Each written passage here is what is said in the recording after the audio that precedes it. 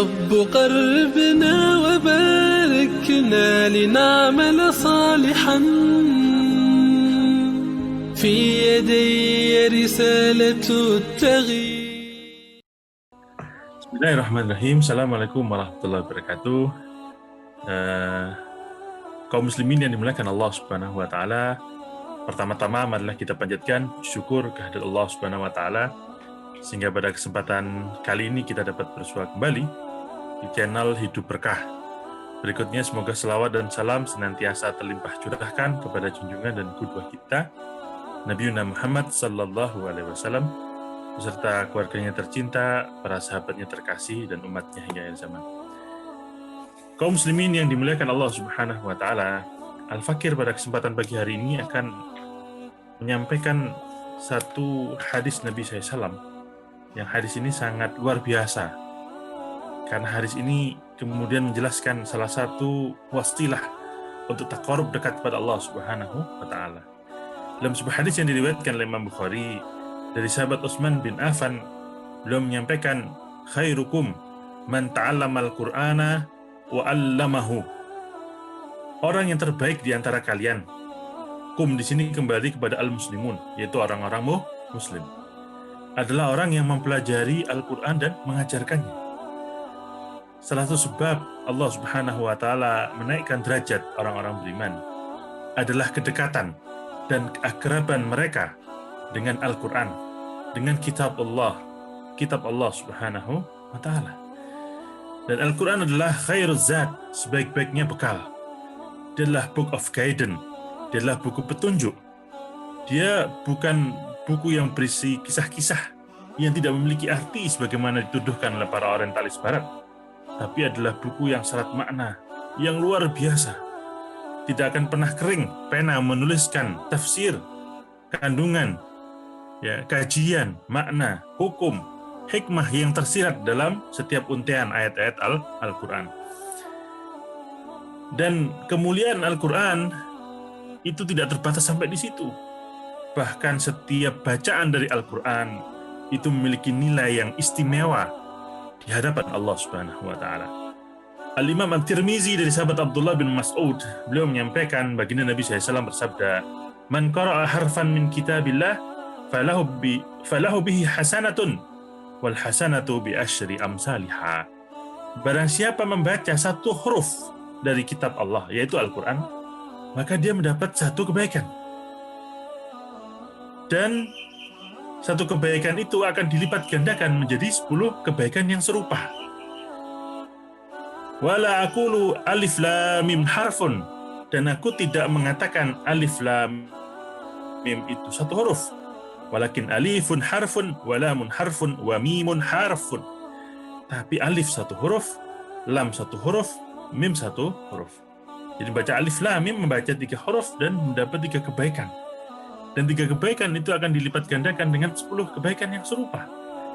Bagaimana dengan lembaran-lembaran mushaf yang menjadi bacaan harian, menu wajib bacaan harian bagi orang-orang yang beriman. Sungguh akan mendapatkan balasan yang istimewa dari Allah Subhanahu wa taala. Begitu pula Imam Muslim meriwayatkan dari Bunda Aisyah Ummul Mukminin radhiyallahu taala anha, baginda Nabi SAW bersabda, "Al-mahiru bil Qur'an ma'as safaratil kiramil bararah." Orang yang mahir dengan Al-Qur'an, orang yang akrab dengan Al-Qur'an, orang yang dekat dengan Al-Qur'an, itu akan bersama-sama dengan rombongan malaikat yang mulia dan senantiasa berbuat baik yang akan menjaganya.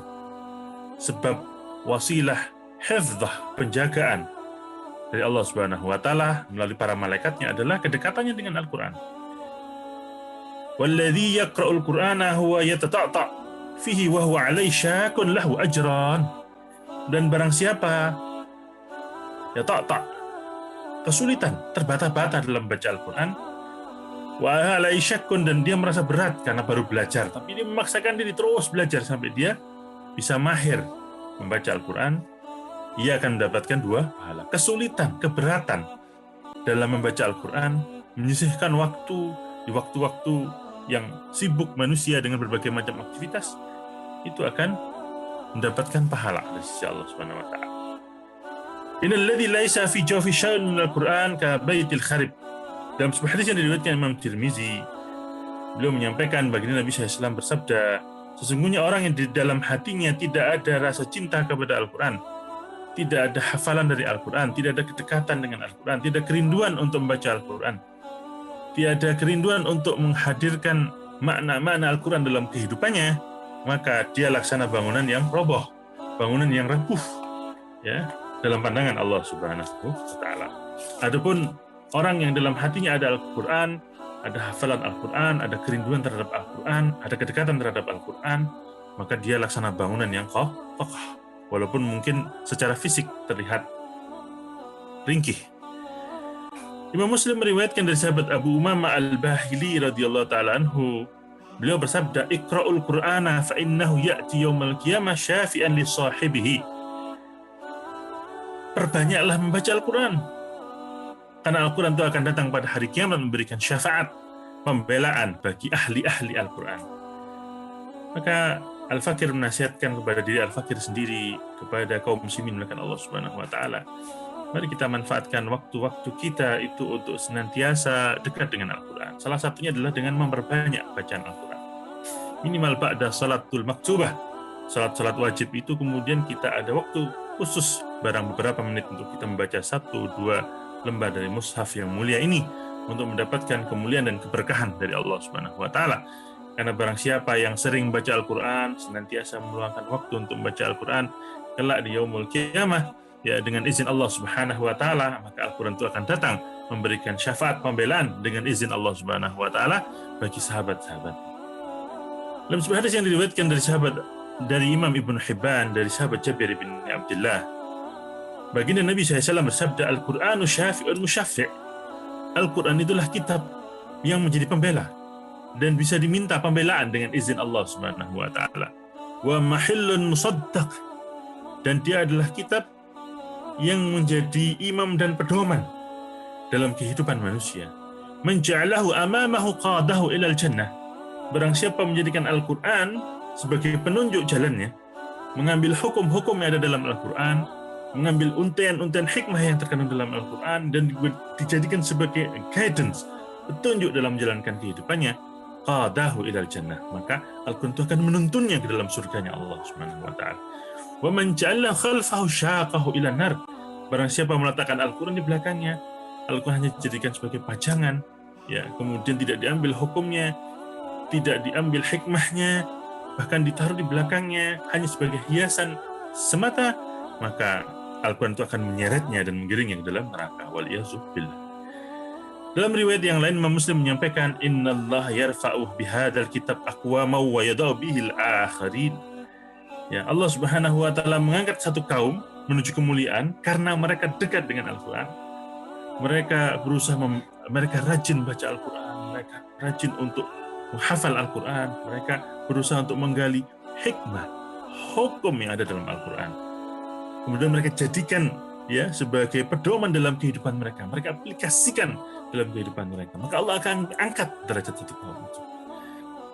Sebaliknya, kalau kaum itu meletakkan Al-Quran di belakangnya, ya, hanya dijadikan sebagai hiasan, mungkin bacaan tanpa makna, tidak diambil hikmahnya, tidak dijadikan aturan-aturan yang terdapat dalam Al-Quran sebagai guidance, petunjuk dalam kehidupannya, maka Allah akan menjatuhkan kaum itu menuju ke hinaan. Waliyahzubillah.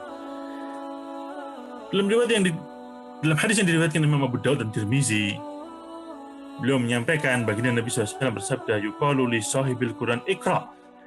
Kelak di yaumul qiyamah dikatakan kepada sahibul Al-Quran, orang yang senantiasa bersama Al-Quran, kepada para sahabat Al-Quran, iqra wartaqi, bacalah apa yang pernah kamu baca, bacalah hafalan yang kau miliki, wartaqi warattil, naiklah terus, ya, ke dalam surganya Allah, naik terus, ya, warattil, bacalah secara perlahan dengan baik, ya, kama kunta turattilu fid dunya, sebagaimana engkau biasa membaca dengan tartil, dengan baik, sesuai dengan makhraj hurufnya, ya, dengan memperhatikan hukum-hukum yang ada di dalamnya, ya, dalam membacanya, sebagaimana engkau membaca dalam kehidupan dunia. Fa inna manzilatak inda akhiri ayatin taqra'uha. Sesungguhnya tempatmu nanti di surga adalah pada akhir ayat yang kau baca. Dalam riwayat yang lain, Imam Ahmad, Imam At-Tabrani meriwayatkan dari sahabat Abdurrahman bin Shibli radhiyallahu anhu, baginda Nabi SAW bersabda, "Iqra'ul Qur'ana wa'malu bihi." Bacalah Al-Quran dan amalkan isi Al-Quran. Ini yang menarik. Jadi Al-Quran itu memiliki banyak kemuliaan. Membaca Al-Quran mendatangkan kemuliaan. Menghafal Al-Quran mendatangkan kemuliaan yang lebih besar. Dan tidak hanya sebatas itu. Tapi yang dituntut adalah juga mengamalkan isi-isi hukum Al-Quran dalam kehidupan kita. Dia yang harusnya menjadi kitab hukum yang tertinggi bagi manusia. Hukum-hukum yang berada dalam Al-Quran itu harus diaplikasikan dalam kehidupan manusia. Iqra'ul Qur'an wa'malu bihi. Bacalah Al-Quran, wahai orang beriman, dan amalkanlah syariat hukum yang ada di dalamnya. Wala tajfu anhu, janganlah kalian menolaknya. Wala taghlu fihi, janganlah kalian berlebih-lebihan. Ya, dari Al-Quran. Wala ta'kulu, janganlah kalian makan dengan menjual ayat-ayat Al-Quran. Wala tastakthiru bihi, dan janganlah kalian menumpuk-numpuk harta dengan Al-Quran. Maksudnya membolak-balikkan isi Al-Quran, ya, tidak seharusnya dan sepantasnya untuk kepentingan dunia dan kepentingan para penguasa yang zalim. Dalam riwayat yang lain, baginda Nabi SAW juga pernah menyampaikan, hadis riwayat Bukhari dan Muslim dari sahabat Abu Musa al-Asy'ari, "Masal mu'minin alladzina yaqra'una Qur'an, masal mu'minin alladzi yaqra'ul Qur'an." Perumpamaan seorang muslim yang baca Al-Qur'an, masal utrujah, seperti buah utrujah. Ta'muha tayyib, rasanya manis. Warihuha tayyib, dan baunya harum. Masal mu'minin alladzi la yaqra'ul Qur'an, masalut tamrah, ta'muha tayyib wala rihalah. Perumpamaan orang muslim yang tidak sering baca Al-Qur'an seperti hanya buah kurma, rasanya manis tapi tidak memiliki bau. Masal munafik alladzi yaqra'ul Qur'an, adapun perumpamaan orang munafik yang baca Al-Qur'an tapi tujuannya adalah malah memusuhi Al-Qur'an, memusuhi para pejuang yang ingin menerapkan hukum-hukum Al-Qur'an. Masalur raihanah, seperti buah rohena. Rihuha tayyib wa ta'muha hamur, baunya harum tapi rasanya pahit. Masal munafik alladzi la yaqra'ul Qur'an kamasal handalah, ta'muha hamur wala rihalah. Perumpamaan orang munafik yang tidak membaca Al-Quran dan memusuhi orang yang memperjuangkan hukum-hukum Al-Quran seperti halnya buah hanzalah, ya, rasanya pahit dan tidak memiliki bau. Dan yang terakhir, ikhwani mulakan Allah Subhanahu wa taala, baginda Nabi SAW menyampaikan dalam sebuah hadis yang diriwayatkan oleh sahabat Abu Musa al-Asy'ari, "Ta'ahadul Quran." Peliharalah, jagalah Al-Quran. "Walladzi nafsu Muhammad biyadih," demi zat yang jiwa Muhammad ada di tangannya. Sebagai takkid, lahu ashaddu taflatan minal ibil fi ukuliha, karena yang namanya hafalan Al-Quran itu lebih cepat lepas dari ikatannya daripada lepasnya unta dari tambatannya. Hadirin dimulakan Allah Subhanahu wa taala, demikianlah Al-Quran Allah turunkan sebagai buku petunjuk bagi manusia untuk membawa kepada al-sa'idah al-hakikiyah, kebahagiaan yang hakiki di dunia wal akhirah, dalam kehidupan dunia dan kehidupan akhirat. Dia adalah the book of guidance, dia adalah petunjuk, sebaik-baik petunjuk yang dibutuhkan manusia untuk bisa membawa kehasanahan, ya, kebaikan di dunia dan di akhirat.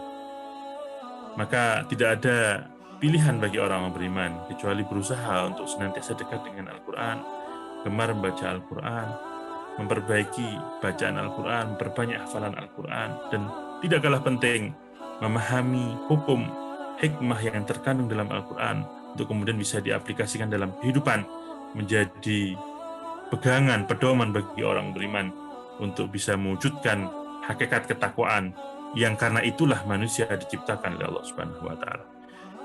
Demikian hamba Allah yang beriman, tausiah bisa Al-Fakir sampaikan, kurang lebihnya mohon maaf. Billahi taufik wal hidayah wa ridha wal inayah. Subhanakallahumma bihamdika asyhadu an la ilaha illa anta astaghfiruka wa atubu ilaik. Assalamualaikum warahmatullahi wabarakatuh.